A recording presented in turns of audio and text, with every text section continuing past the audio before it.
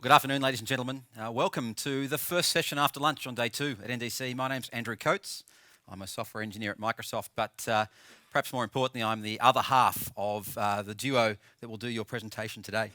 We're going to talk about presentation sins, and to do that, we're going to do it in an arc, if you like. We're going to take you on a journey from very general to quite specific. And what I want to talk about is the 3 different levels of presentation we're going to do. The first one is we're going to talk about performance. And performance is a very general term that we're going to talk about. And in fact, we're going to use music as the example of that. And I've brought along one of the best musicians I know, certainly the best one I live with, my lovely wife, Samantha, who is an excellent performer and also an excellent presenter.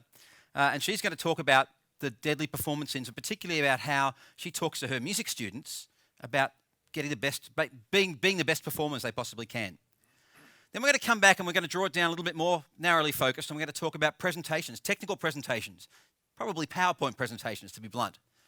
And we'll talk a bit about some of the presentation sins you can commit there and talk about how you might overcome some of those. And then we're going to drill down even more narrowly and talk about technical demonstrations. And that's the sequence that we're going to go through. So without any further ado, what I'd like you to do is welcome Samantha as she comes on stage. And Samantha's going to play for you an excerpt from Mozart Piano Sonata, and she's going to try and do as bad a performance as she can, committing as many as possible of the performance sins that she can commit, and she's going to talk about those and how she might make them better. So, with that, ladies and gentlemen, please welcome to the stage Samantha Coates.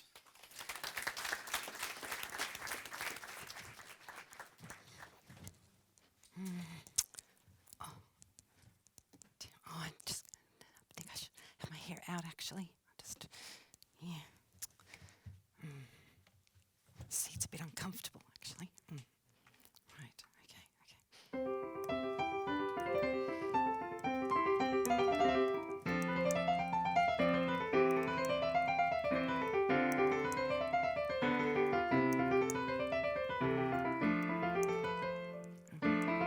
Oh, sorry. I got this right at home.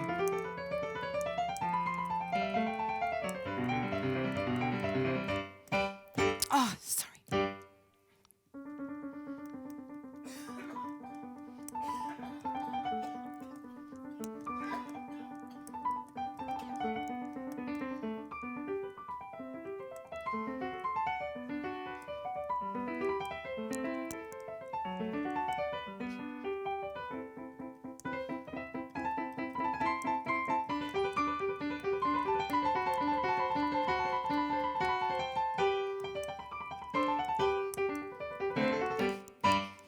Oh, sorry. Oh, that was so bad.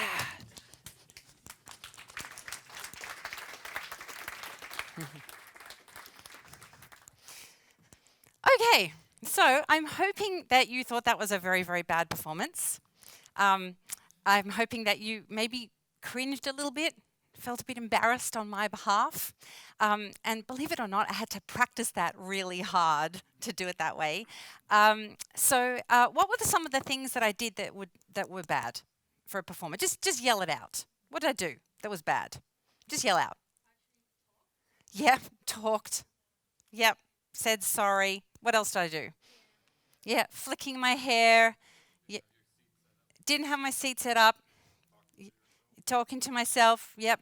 Didn't bow. Like, all of these things are not great in a performance. And they all fall quite neatly into 7 categories, which I will come back to later on. But the most important thing is that these things only happen for 2 reasons in a performance. Number 1 is lack of preparation. And number 2 is lack of exposure to pressure situations. So we're going to talk about how musicians prepare for performances. Now, typically, they practice. All musicians need to practice in order to perform. But there's actually a crucial step in between these 2. I had a music teacher whose mantra was, if you want to give a magnificent performance, you must practice giving a magnificent performance. So, actually, there's a step in between practicing and performing, and that is You have to practice performing. There's no use if it only goes right in the privacy of your own practice room at home. You've got to be able to do it in front of others. So we're going to talk about these three aspects of preparation and performance, starting with practice. So hands up if you've heard the phrase, practice makes perfect. Pretty much everybody. Hands up if you've heard the phrase, practice makes permanent. Okay, fewer people. I much prefer that phrase. I think it's much more accurate because it's possible to practice something over and over and over again and get really good at it. But it doesn't mean that what you were doing was perfecting it. It may have been wrong, what you were doing. So for example, here is a typical practice session from a student who's practicing fur release and making a mistake in the second bar. So, the first time they play it, oh, they've made a mistake. Now, typically what happens is they'll just start again. Oh, there's that mistake again. They go, oh, this might be a teenage girl on the third attempt. Oh, I can't do it! Life is awful! This might be a teenage boy on the fourth attempt. Oh, my bad. Then this might be the fifth attempt for a student. Oh, thank goodness. They haven't made that mistake. But what they do is they just keep going. They don't go back and go over it and try to figure out why that mistake was happening. They're so relieved that they just keep going. So what's actually happened is they've made the mistake, they've played it 4 times wrong, and they've played it 1 time right. So the next time they go to practice that section, they've got an 80% chance of getting it wrong. They've actually played it wrong more times than right. So they've practiced in the mistake.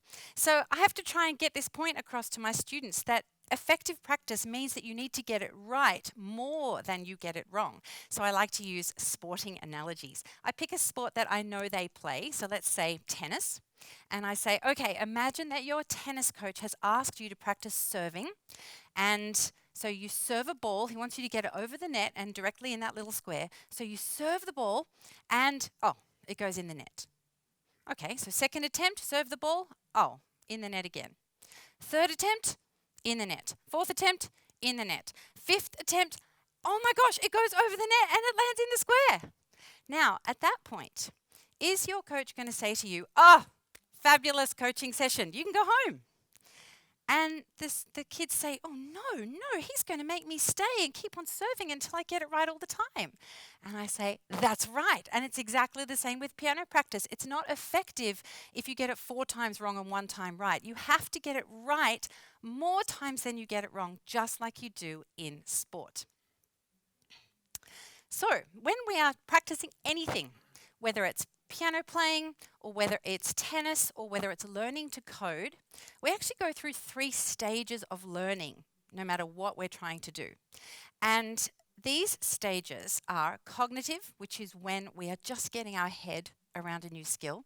Associative, which is when we need slightly less brain power to do it, just slightly less concentration. And then autonomous. This is when we can do things without having to apply a lot of brain power. It's almost automatic execution. For example, how many of you here know how to drive a car? Hands up. Okay, that's a lot of people. That's good. We all went through these 3 stages of learning when trying to learn how to drive a car. So, for example, in the cognitive stage, a learner driver grips the steering wheel very tightly. She has to concentrate so hard on remembering the difference between accelerator and brake and exactly how to turn the steering wheel. A teenage driver who's been driving on their own for a few months is well into the associative stage of driving. They can now listen to the radio, maybe carry on a conversation at the same time. Now, we experienced adults are all in the autonomous stage of driving, and we can navigate the car to exactly where it needs to be whilst doing a variety of things. So let's talk about these 3 stages of learning in the case of musicians. I'm going to do another performance now. and I'm not going to commit any of the deadly performance sins. I'm going to play Happy Birthday. Now, I've heard that Norwegians have their own version of Happy Birthday, and unfortunately, I don't know that one. So we're going to do the Australian one, and I'm really hoping that you'll all be able to sing along. It's pretty easy. Happy birthday to you, happy birthday to you, happy birthday dear blah blah, happy birthday to you. Do you already know this? Do you know that one? Phew, that's good. So now what we need is somebody whose birthday it is today. It is not yours, Adam Kogan. I already know when yours was. Who has a birthday today? Or tomorrow? Or yesterday? Oh, come on. We just need to sing happy birthday. How about sometime soon? Anyone? Yes? Yes? Right. Yes? Next week we'll do. What is your name? It's Adam. It's another Adam, a more truthful Adam. Okay, we are all going to sing happy birthday to Adam.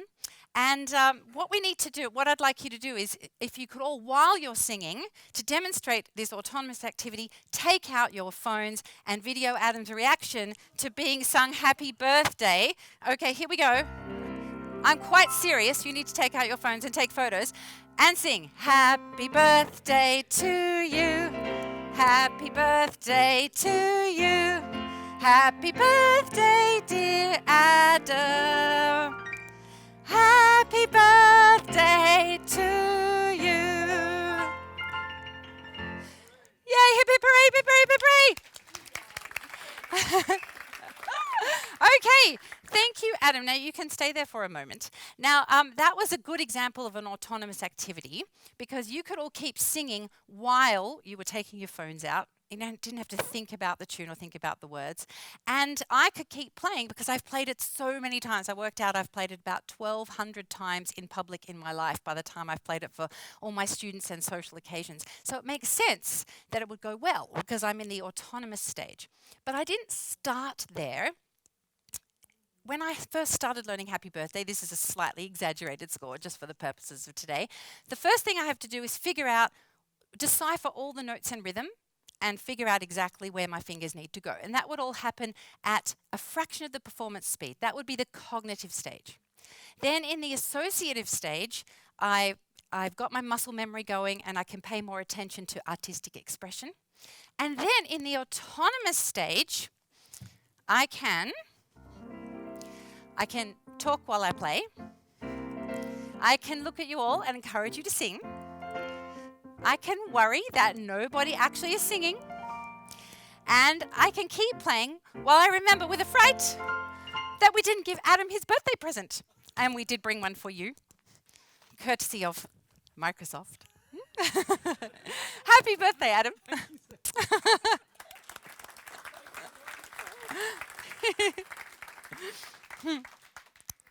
Okay, so we've covered practice and going through 3 learning stages. Now let's talk about practicing performing, because it's no use if you can only get things right in the practice room. If you can only do it right in the practice room, you end up with this phrase. If you've ever learned a musical instrument, you probably said this to your teacher. Piano teachers hear this all the time. I got it right at home. And Andrew tells me that the software developer equivalent of this phrase is, "It works on my machine." And the thing is, it's not an excuse. It may be true, but that's not good enough preparation. It means it's only been tested under one set of conditions, and that's not going to work. So here are some ways I tell my students they should test their performances and practice performing. The first one is to perform for friends and family and neighbours. And this is a pretty fear-inducing audience. And in fact, Steve Jobs was famous for creating fear-inducing and anxiety-inducing performances so that he could practice his own presentations. So just do performances and presentations in front of people who you love and who love you, even if they've got no idea what you are talking about. It still gets your adrenaline pumping and it's great practice. I also ask my students to record themselves and send me the first take. And that creates adrenaline. And they often don't want to send me the first take, but too bad. You've got to do it. That's what it would be like in a performance. I get them to perform in nursing homes, in concert halls, obviously not Carnegie Hall, but I try to arrange as many performance opportunities for them as I can. And this gets them used to performing. And in fact, Andrew and I did this particular presentation a few times at user groups before we came to Norway. I also get my students to keep playing while I'm deliberately trying to distract them, which they absolutely love. But this is all part of the show must go on. You have to learn how to keep going in the face of adversity. And finally, I get them to do dress rehearsals. I say, what outfit are you going to wear on the day? Put that on. Try to simulate the performance situation as much as possible. So that's all about practicing performing. Now let's get to the actual performance. And this is where the 7 deadly performance sins come into it, because even the very best preparation can be totally derailed by committing any of these sins. The first one is drawing attention to mistakes, which is what I was doing when I played the Mozart before. Now, it's fine to make a mistake. It's just not fine to say oops or sorry or to repeatedly start again. The audience does not care if a performer makes a mistake. We just need to ignore it and keep going. Correcting mistakes is another thing, particularly for musicians. You know, I say to my students, if you play a wrong note, just ignore it. If you try to fix the wrong note, the audience doesn't sit there going, aha, that was the pitch I was waiting for. All they notice is a total disruption in the flow. The rhythm has been lost. So we don't correct mistakes, we just ignore them. Deadly performance sin number 3 is starting too fast. And that is definitely what I did when I played the Mozart before. And then I had to slow down in order to cope with the faster section. And the reason that we start too fast, or the reason we talk too fast, is because of adrenaline.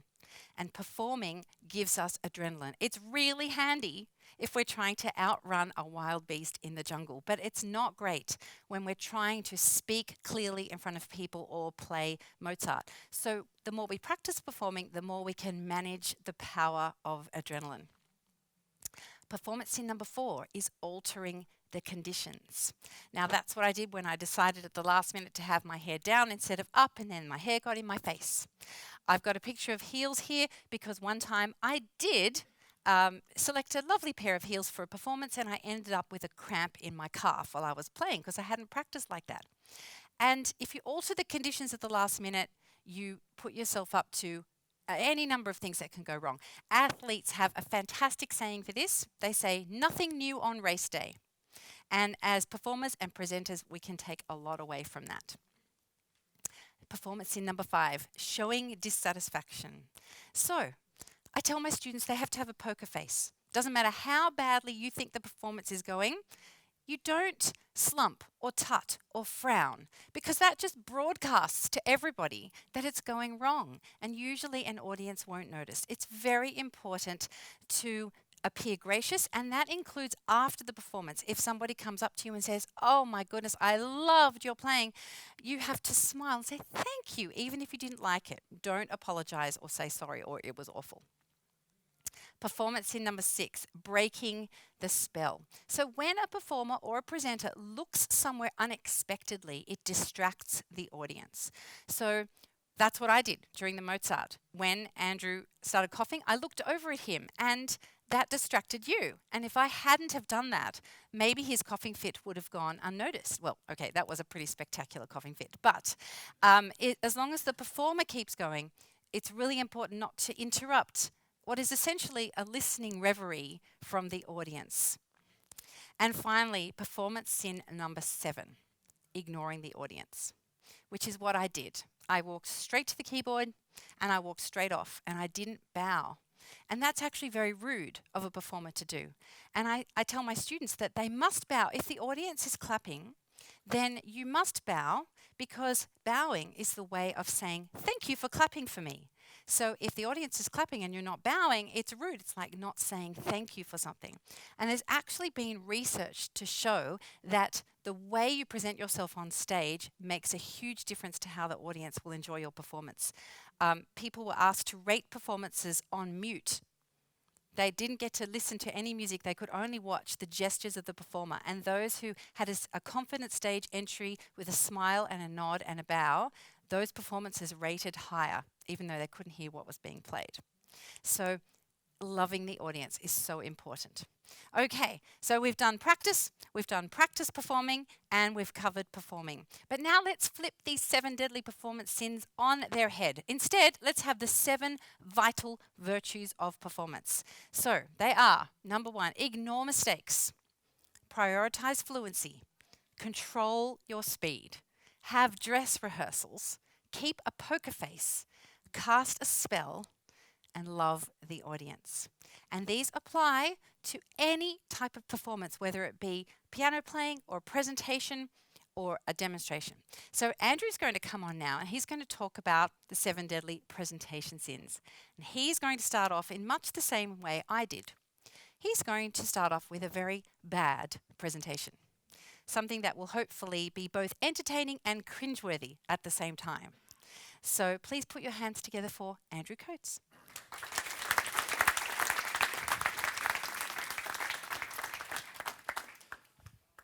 We're going to use the other computer, right? Okay, sorry. Just one sec.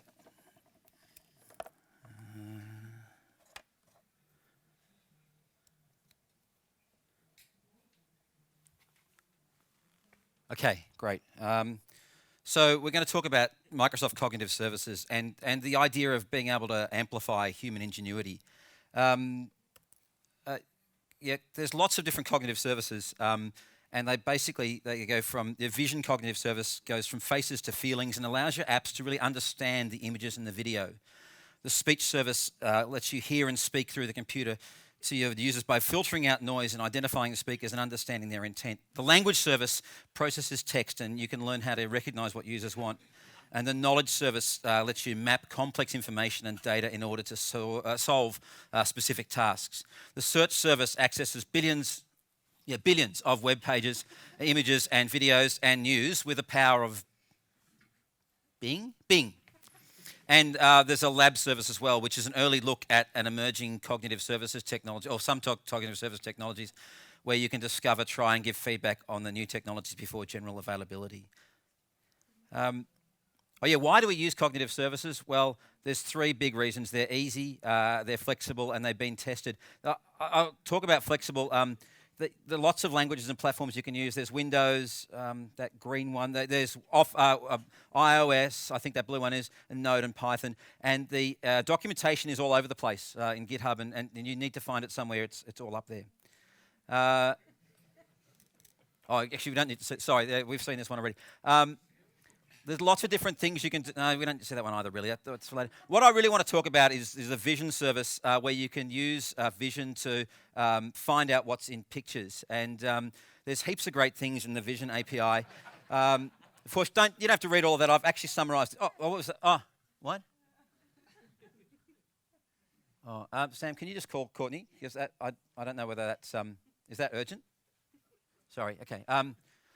So I've summarised this. So that's much easier, isn't it? So there's vision, look, even easier. Look, I'm kind of running out of time. I'll do the demonstration another time.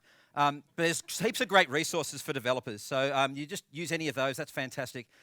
And we probably haven't got time for Q&A either, sorry. But if you've got questions, come and ask me then. Thanks very much. Yeah. Okay, cool. Yeah.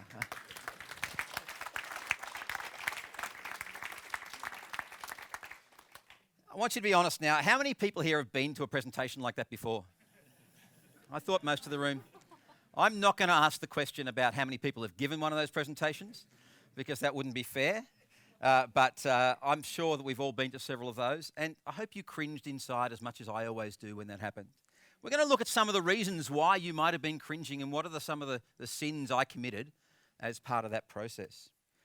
And the 7 deadly presentation sins follow on not directly from the performance sins, but you'll be able to see a thread that we weave through these 7 that we've chosen. The first one is structure. I'm not sure if you knew what I was trying to tell you about in that presentation. To be honest, I'm not sure that I knew what I was trying to tell you about in that presentation. I didn't have any definite structure to it. I didn't have a beginning, a middle, and an end. I didn't have a story I was trying to tell you. I didn't take you on a journey. I didn't even leave you with anything to go and do. So having an unstructured presentation is a very, very basic sin that you can commit. And the way you get around that is by actually thinking about the structure before you actually build the slides. What do you want people to do at the end of it? How do you want them to get there? How do you want them to feel? And so that basic scaffolding of the structure makes a big difference to how well you'll get your message across. This is a pretty much a no-brainer. Yeah, the slides were pretty poor, this is unacceptable. Even this is unacceptable. Sorry. Yeah. Okay. I would say that even this is unacceptable. This is getting more acceptable when we do. When we take away the bottom pieces here. But the idea of your slides is that they're your support for your presentation. They're the thing that give you the backup to help you say what you want to say. They're not what you're saying. I don't know if you noticed it, but in Sam's slides, there were very rarely more than 2 or 3 words on a slide. Most of the time, there were pictures that were evoking a feeling. And particularly for presentations where you're talking about more general concepts, that's a very, very effective way of doing things. Sometimes when you're being a bit more technical, it's necessary to have a few more words on the slide, but not lots more. Really what you want to be able to do is give people an anchor they can quickly look at and then come back to you. And in fact, one of my favorite things is I can turn the slides off entirely by pressing the B button, and then you'll follow me around the room and look at me. Because my slides are purely there as a support rather than the actual presentation. So if we take those away, it's looking even better. I did notice that I probably read the slides for a little bit too long. People stopped laughing and started just clenching up a little bit on that first slide. I did that on purpose. I hope you were sufficiently puckered up by the end of it. There is a time when it's okay to read slides. And usually it's when you're reading out a summary. And in fact, you'll see me do exactly that at the end of this presentation. There'll be a couple of slides where I will just read the lines, and Sam did the same thing when she read out the vital virtues. There is a time when reading slides is okay.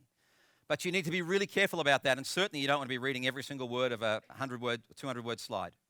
That's just not what it's all about. Timing is very important as well. We saw me running out of time, so I couldn't do the demonstration. We saw me running out of time, so I couldn't have time for questions. We understood that probably the timing was so poor that I had never even rehearsed it. Interesting point. I got distracted. My daughter sent me an email, which I still had running somehow in the background. That one just there. She didn't, of course. That's a lovely PowerPoint trick, but these things happen all the time, and it means that just like Sam talked about with distractions and interrupting the flow, these distractions in your presentation take away from the message you're trying to get across. One of the most difficult things to do as a presenter is to make sure that you start at a level that's going to allow you to bring your audience along with you.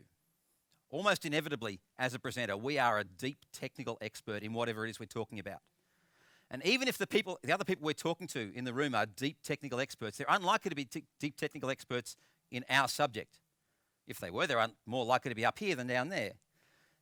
So what we need to make sure is that there is a way we can get them to a level they can start understanding what we're talking about. Did anyone go to Joe Al-Bahari's session yesterday on neural nets? Awesome session. And Joe is one of my favorite presenters from that point of view. He takes you from no knowledge at all of maths or neural nets to being able to build one in one session. And he's the epitome of this ability to go start at this high level and quickly get to a space where you're learning something useful, but being taken on the journey as you go. And I think you can wrap all of these numbers, all these 7 up with ignoring the audience's needs, because inevitably, if we're doing a presentation and we're not thinking about the audience, then what's the point? Why would we be doing a presentation if it's not to convey information to the audience or to entertain them or to persuade them? But it is all about the audience. So ignoring the audience is the 7th sin. So here's where I'm going to read the slides. 7 presentation vital virtues, similarly to the way Sam did her performance vital virtues. Plan your structure, own your slides, remember that you're the presentation, rehearse, remove your distractions, build a rapport with the audience, and give them something to take away. So those are the 7 vital virtues for presentations. What I'm going to do now is switch across into our demonstration piece. and I will try and I'll do a demo again. Hopefully, before I do that, I'll go across and do our presentation. What I'm going to try and do is perform as few of the presentation scenes as possible, giving you the same presentation, perhaps in a slightly better way. So let's try that. So ladies and gentlemen, welcome to Microsoft Cognitive Services, and we're going to talk about amplifying human ingenuity. My name's Andrew Coates. I'm a developer evangelist and software engineer at Microsoft in Australia. Microsoft Cognitive Services is made up a whole suite of capabilities, each of which allows you to take what is essentially a human capability and get the computer to perform it for you. The vision, speech, language, knowledge, and search APIs are a commodity way of taking years and years of Microsoft research and building them into your applications for very little or no fee at all. We also have a set of labs as part of the services that allow you to look at what we're doing next. Cognitive services are really easy to use. They are a very simple REST API that simply need a key that you get from the Microsoft Azure site. They work on a large range of platforms, and they've been extensively tested and they're documented very, very well and used by a number of different large organizations. Cognitive services really, what they do is very widespread, but I want to concentrate on the vision piece today. And the vision API is what allows you to look at a picture with computers and infer information from that picture. Whether that picture is a still picture or a video picture, you can get information in a structured format out of that picture. We're going to particularly concentrate on the computer vision piece, although there are a number of other parts of the cognitive services, the computer vision API, the vision API. And for this presentation, I'm going to do a demonstration of the cognitive service that allows us to read text. And in this particular demonstration, I'm going to take a receipt from a cab, from a taxi, and I'm going to extract some information that we need to get that receipt into a system. The tax number, the total amount, and the date it happened. Now, I'm just going to time out here for a sec. We're not going to do the demo now. We'll do it in a minute when we talk about demos, but imagine I did the demo. Thanks very much, ladies and gentlemen. I hope that demo showed you some of the power of the Vision API and Microsoft Cognitive Services. There are a number of great resources, but what I've done is I've summed all those up and I put them up here in a shortened URL. So aka.ms/Vision API is really the only thing you need to take away from this presentation. All of the other information that I've talked about today, you can refresh yourself on through that URL. So once again, aka.ms/Vision API. And I'd like to take questions from the audience. Those were excellent questions. Thank you very much. I hope they all I hope I answered many of those questions. Some of the insight that I gained from your questions was really great. Thank you. And I'll leave you this one thing once again, aka.ms/Vision API. Thank you very much.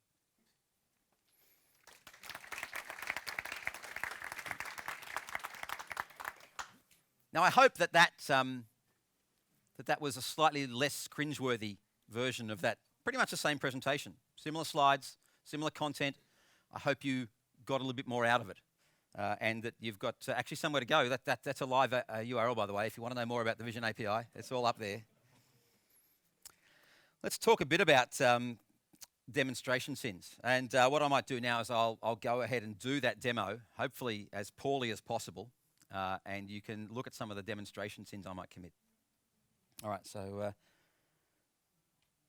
yeah, thanks. So demo. Let me just, I'll have to escape out of there, I'm sure.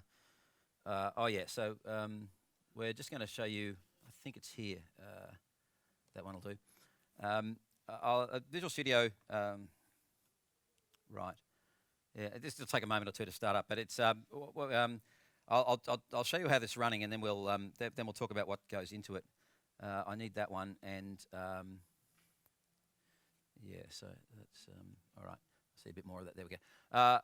All right, so we've got that running, and I'll need Postman as well.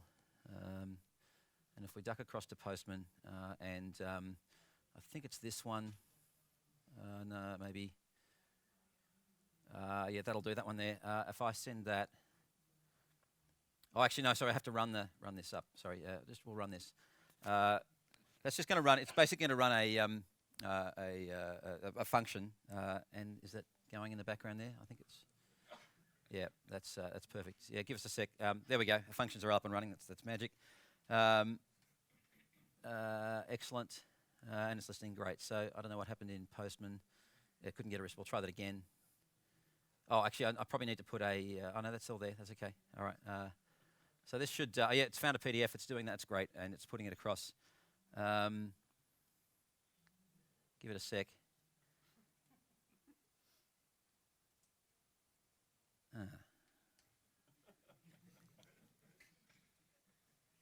Says it's working. This definitely worked on my machine at home.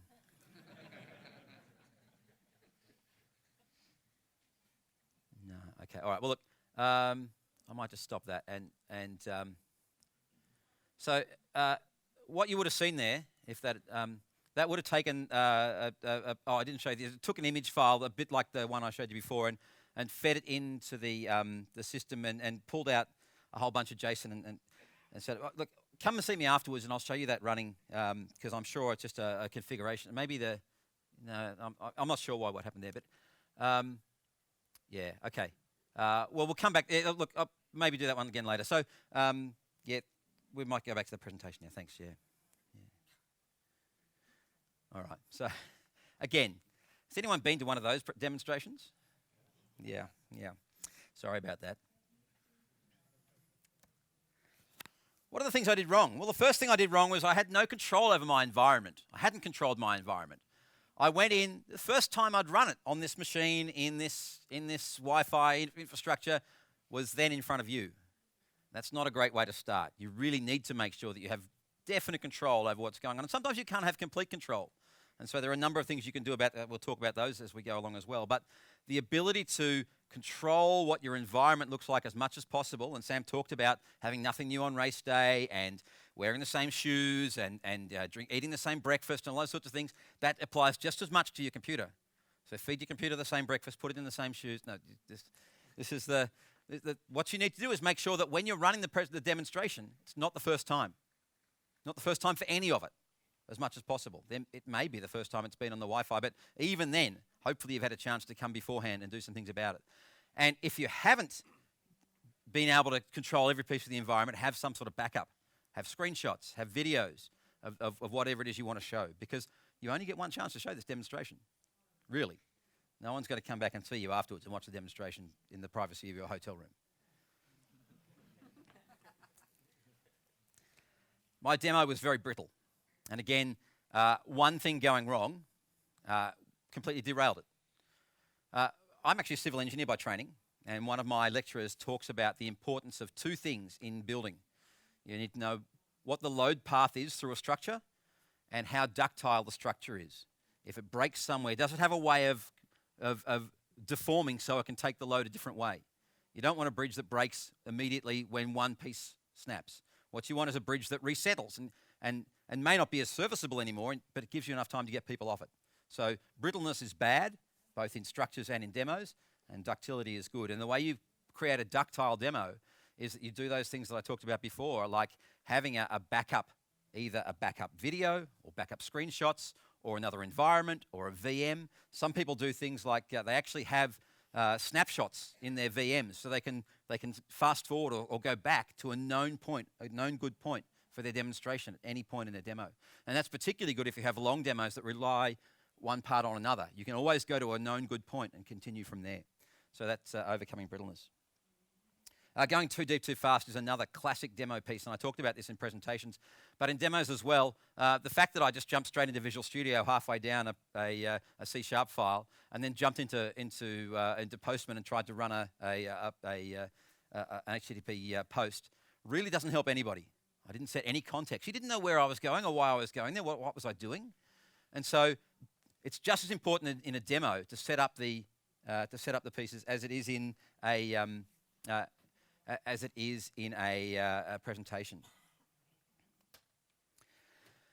The demo was too complex. There were too many moving parts. You didn't actually even know that. You didn't get that far. But this particular demo relies on 4 or 5 services running. It relies on an Azure function going. It relies on 3 or 4 things happening on the local machine.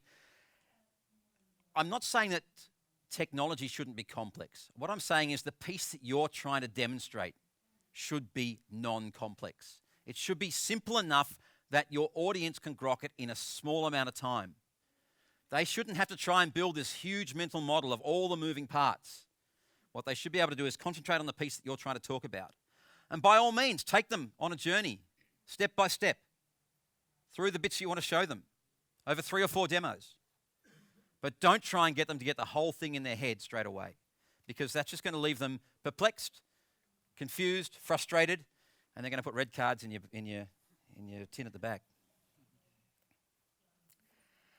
I've got 2 in a row here that sound very similar, but I think are actually both worth talking about. The first one is winging it. One of the fallacies that we often perpetuate on ourselves as technical presenters, even as technical people, is that because we work on something all the time, we can talk about it easily. And if we're doing something, for weeks or months, then sure, we can just, whoever needs to know about it, we can tell them about it. We don't need to think about how we're going to say it. We don't need to think about what it is that we want to say. This idea of making it up as we go along, winging it, is really bad. Whenever you're giving a demonstration of any sort, think about what the end result is. What is it you're trying to show the audience? Is it how to call an HTTP endpoint? Is it how to use IntelliSense in Visual Studio? Is it, I don't know, how to scaffold a new JavaScript framework application? Whatever it happens to be, what is the end result you're trying to look for? And have that in your head and work out how you're going to get to that point. Making it up as you go along, bad news. Another type of making it up as you go along is thinking, oh, I've got a good idea. Even though I've thought about and practiced it this way, what if I added this extra really cool little thing? I don't know how many times I've fallen into this trap. It's too many. And I'm sure many of you who've done technical demonstrations have fallen into it as well. I've just thought of something really cool. Let's do that, either 2 minutes before or during the demonstration.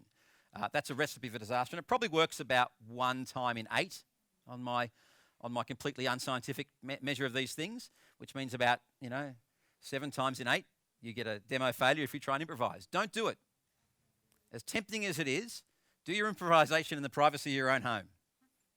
And then come on with a polished, well understood demonstration performance.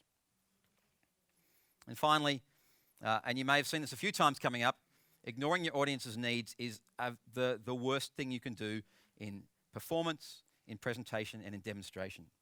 So what's really important is that you think what is a bad sin is that you ignore their needs. It's really important that you decide, again, where you want them to go and how you want them to learn and what you want them to learn. And if you ignore those needs, then again, they're going to walk away dissatisfied and not very pleased with you. So, flip it on its head again. We're going to go to our vital virtues. The 7 vital virtues of demonstrations. Control your environment. Have a backup plan. Establish some context. Focus on the prize. Rehearse. Stick to the script and give the audience something to take away. So to get that, we've done a bad demo. I'm going to see if I can do a similar demo, but with using these 7 vital virtues. So let's go across now and do that demo. So what I'm going to do is I'm going to tell you a little bit about why we're doing this demonstration. A large government organisation in Australia, I can't tell you their name, of course, because that would be breaching confidence, but let's put it this way, they collect money from us and use that money to give to the rest of government to spend on infrastructure and stuff, have come to us and said they have a problem. Every year, people submit their money to the government. I'm not going to call them tax returns because that might give away who they are, but they submit their money to the government, and every once in a while, the government department says to them, you've claimed these things as deductions. I'd like you to prove that you can actually deduct those things, that that's a valid thing to do. And so they ask them to substantiate their work-related expenses. And to do that, basically the people give them a shoebox full of receipts, which are scanned in, put into a file, and then a human looks at each of those receipts and decides whether or not that actually is a work-related expense or not. What the government department would like to do is insert, instead of just having humans in here, insert a computer-aided decision system here to do a first pass of those receipts and work out whether they actually are likely to be deductible. And if they are, by all means, go ahead and allow them to be deducted. If they're not, then put them through the human process anyway. But they reckon they can reduce their workload by between 50 and 80%, which for a government department is pretty good. So what they've asked us to do is this piece here, this piece in the middle. And the small piece they wanted us to be able to do is prove that we could take a receipt and extract the relevant information out from it. They didn't want us to build the artificial intelligence piece. They didn't want us to build any of the big processing pieces. They just wanted to check that we could read a receipt and find information. And so here's a sample receipt. And the key things we want to find here are the tax file, sorry, the Australian business number of the person providing the service, which in Australia is called an ABN. They wanted to find the total cost of the receipt, and they wanted to find the date that the receipt was issued. Those three things there. Now, of course, those are in different places on different receipts, and we need a generic way of doing that. But what they want at the end is some sort of structured piece of data that allows you to find all that information. So in this particular case, we find the ABN, which is that 142 number, the receipt date, and the total amount. Now, to do that, it's actually very simple. We can send this image off to the Cognitive Services API, in fact, the Computer Vision API, which allows us to read text. And what it does, simply by sending it to an HTTP endpoint, it gives us back a JSON payload with all of the text and the location of that text on that image. And we can then do some manipulation to work out which bits of text are next to which other bits of text.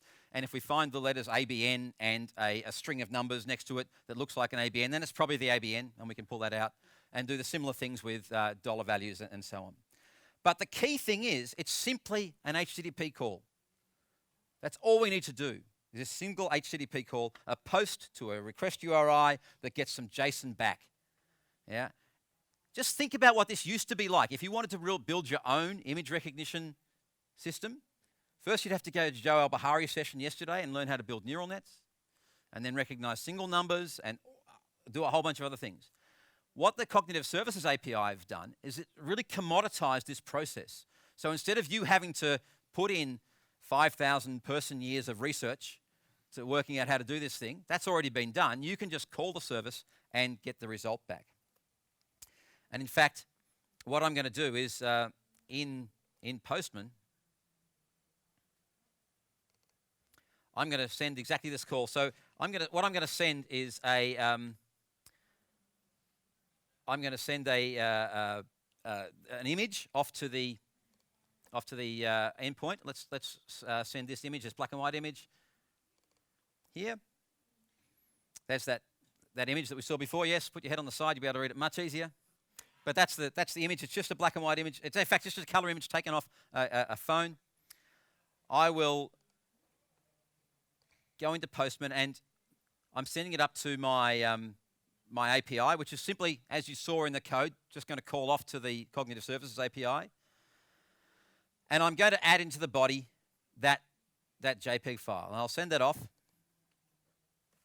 And what's happening there is it's firing up the service, it's sending it off, and it's bringing me back a whole bunch of information about what's in that image. And I can use that to stitch it together and get all the information I needed back. You can see words there that you might recognize and the bounding boxes. So that's very, very simple to do. And really is, what I wanted to emphasize here is just an API call, a REST API call. There's a bunch of stuff you can do then to stitch it all together. And a guy named Regan Murphy and my team has done a lot of work putting a bunch of libraries together that help you do that stitching. And so what I've got here is a link to Regan's GitHub repo, where his Receipts API work is there, and you're free to build on that, and it's actually very effective. So I hope that was a better demonstration of the sort of things you can do with the Cognitive Services API. I hope I focused down on the thing that I wanted to tell you, which was really just a REST call to take advantage of a huge amount of capability, and that I brought you a little bit along on the journey as to why we were where we were.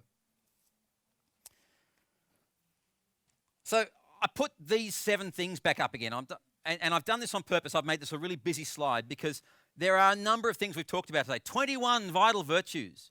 but really there are only two. If we break it down, rehearse and love your audience. And of all the presenters I know who rehearse, the one who rehearses the most is my wife. She's an amazing rehearser and, frankly, a very, very good presenter. And of all the presentations I've ever seen her do, there's one which she's rehearsed more than any other. Now, as you saw, I got to do a good demo, a good presentation and a bad presentation, or a bad presentation and a good presentation, and a bad demo and a good demo. Sam's so far only done a bad performance, so it doesn't really seem fair to leave her just on the bad performance side of things. And we thought we should bring her back up to give a good performance. And we thought she could do the Mozart. Meh. Meh. What I'd rather do is show you an example of an amazingly rehearsed presentation that is also very, very much about the audience. And this is a presentation that that Sam did for a session called Ignite, a conference called the Ignite Conference, which is a specific format for presentations. It's a 5-minute presentation, and each with 20 slides, and the slides advance automatically every 15 seconds. So you have to rehearse bang on. The timing's got to be exact every single time. What's more, to make it a bit more of a challenge, because she doesn't like to do things easily, she's decided to take a bunch of non-musicians, I assume there are a bunch of non-musicians in this room, and teach you how to sight sing. So ladies and gentlemen, without any further ado, oh yes, I'm going to click this button and Sam won't get to touch it again, so it's going to auto-advance. Without any further ado, I'd like to invite Sam back on stage to take you from zero to muso in 5 minutes.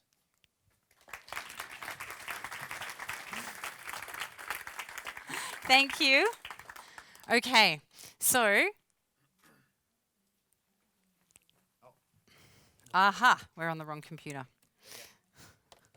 All right, so today I'm going to teach you all how to sight sing, and even if that looks like gobbledygook to you right now, in 5 minutes we're all going to be singing it and reading it. And we're going to start off with just a single bar of music. Music is read from left to right. So we start off with that swirly thing, it's called a treble clef, and then we have 3 notes. I'll sing them to you, and I'd love it if you would sing them back to me. Mi, re, do. Excellent, that sounds fantastic. Okay, so if we go to 2 bars of music, you'll be able to see that the second bar is not the same as the first bar. I'll sing all of this to you and then you sing it back to me. Mi, re, do, mi, mi, mi. That is fantastic. Okay, so what if we add a 3rd bar? And we can see the 3rd bar is just the same as the first bar. So let's sing all of this. Here we go. Mi, re, do, mi, mi, mi, mi, re, do. That sounds awesome. Okay, and what if we add a 4th bar? And you can have a look and see what's in it. And you can see it's just the same as the 3rd and the 1st. So now we can sing these 4 bars. Here we go. Mi, re, do, mi, mi, mi. Mi, re, do, mi, re, do. Okay, that was fantastic. Now what we're going to do is put those 4 bars of music in a box at the top. Now can you see a difference in the box at the bottom? Yes, there's more notes in the second bar. It sounds like this. Mi, mi, mi, mi, mi. Sing that. Excellent, so that's the change. So now we're going to sing 4 bars with that change. Here we go. Mi, re, do, mi, mi, mi, mi, mi. Mi, re, do, mi, re, do. Excellent, excellent. Now let's put that in a box at the top and we'll get you to spot the difference in the box at the bottom. Do you see a difference? Yes, there are more notes in bar 3. There's lots of them, but they're fun to sing. Can you sing this? So, la, so, la, so, la, so, la, so. Excellent, you sound awesome. So now we're going to sing our 4 bars with that as the difference. Here we go. Mi, re, do. Now just the mi's. Mi, mi, mi, mi, mi. So, la, so, la, so, la, so, la, so. Mi, re, do. That sounds awesome. Excellent. Okay, let's play Spot the Difference again. So we put all of that in a box at the top. And what do you see in the box at the bottom? That's right. There's more notes in the 1st bar and the 4th bar. So that sounds like this. Mi, mi, re, re, do. Fantastic. So we're just going to start and end our melody like that. Here we go. Mi, mi, re, re, do. Now just me's. Mi, mi, mi, mi, mi. Up high. So, la, so, la, so, la, so, la, so. Mi, mi, re, re, do. You guys are fantastic. It must be because you are not drunk. Okay, so let's play Spot the Difference again. What do you see is different in the bottom box? You see there is an X in the second bar. That is the symbol in music for a clap. So can you do this? Me, me, me, me, me. Excellent. So now that's how we're going to do our second bar. From the beginning, here we go. Mi, mi, re, re, do. Mi, mi, mi, me, me. So, la, so, la, so, la, so, la, so. Mi, mi, re, re, do. Awesome. That is so good. Okay, it's time to spot the difference. What do you notice in the bottom box? There are more claps. That's right. In bars 1 and 4. So it sounds like this. Mi, mi, re, re, do. Try that. Fantastic. So now we just start and end the melody like that. Okay, here we go. Mi, mi, re, re, do. Mi, mi, mi, me, me. So, la, so, la, so, la, so, la, so. Mi, mi, re, re, do. Awesome reading. That's so good. Okay, now this is the main part. So we need to sing it again, and we need to sing it louder, and we need to clap louder. Okay, here we go. Mi, mi, re, re, do. Mi, mi, me, me, me. So, la, so, la, so, la, so, la, so. Mi, mi, re, re, do. Brilliant. Beautiful. Okay, now, here is a different part, a harmony part. If you can read music, sing along with me. It goes like this. Mi, fa, so, fa, mi. Mi, fa, so, fa, mi. Do, re, mi, fa, sol, la, ti, do, ti, do. Okay, so what we're going to do is we're going to put these two together. All right, we're going to have a rehearsal just of the first bar. So you're all going to sing mi, mi, re, re, do, and I'm going to do the harmony part at the same time. Here we go. Mi, fa, so, fa, mi. See? Didn't that sound awesome? That was great. Okay, now we're going to have a rehearsal of just the last part. So I'm going to do the harmony part. Join in if you want. It's do, ti, do, and you're going to sing mi, mi, re, re, do. Here we go. Do, ti, do. Ah, that sounds so good. So we're ready to put the whole thing together now. You are going to sing your 4 bars, and I am going to sing my harmony part, starting from the mi. Here we go. Mi, fa, so, fa, mi. Mi, fa, so, fa, mi. Do, re, mi, fa, sol, la, ti, do, ti, do. Yes, you did it. That was fantastic. Give yourselves a clap. That was awesome. Okay. So, folks, thanks very much. I just want to wrap it up with one last little thing. We're going to leave you with these 2 really important points. If you rehearse and you love your audience, then you will be able to get across whatever it is you want to get across, whether you're performing in Carnegie Hall or giving a technical demonstration to the CEO. Either way, you're going to achieve what you want to achieve. Thanks very much.